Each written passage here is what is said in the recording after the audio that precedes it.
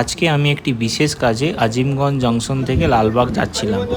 এটা যাওয়ার জন্য আজিমগঞ্জ জংশনে নেমে কিছুটা হেঁটে গিয়ে সামনে ফেরিঘাট আছে, ফেরিঘাট পেরাতে হয়। ফেরিঘাট পেরিয়ে নিমতলা ফেরিঘাটে উঠতে হয়, যেটা জিয়াগঞ্জের মধ্যে পড়ছে। অনেক বড় নৌকো, নৌকোতে প্রায় 100 জনেরও বেশি লোক ধরে যাবে।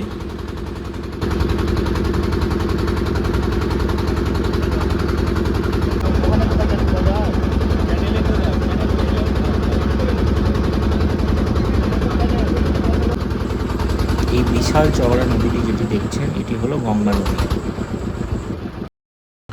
নিমতলা ফেরিঘাটে নামলাম এবং বেরিয়ে গিয়ে ডান দিকে কিছুটা হাঁটলাম। হেঁটে যাওয়ার পরেই দেখলাম টোটো স্ট্যান্ড আছে, টোটো নিলাম। তারপর যাত্রা শুরু হলো লালবাগের দিকে।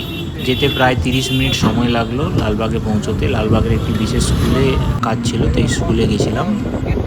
যাওয়ার পথে দেখলাম যে জিয়াগঞ্জ আজিমগঞ্জ মিউনিসিপ্যালিটি পেরিয়ে আমরা মুর্শিদাবাদ মিউনিসিপ্যালিটি ঢুকলাম। যাওয়ার পথে শিবপত সিং কলেজ ও হাজারদুয়ারি পেরোলাম। তারপর আরও কিছুটা পথ পেরিয়ে ওই স্কুলে পৌঁছলাম। এই হলো সেই স্কুল যেখানে কাজ ছিল কিছুক্ষণের। সমস্ত কাজ শেষ করে আবার টোটো ধরে নিমতলা ফেরিঘাটে এলাম এবং সেখান দিয়ে আবার নৌকো করে আজিমগঞ্জ পৌঁছলাম।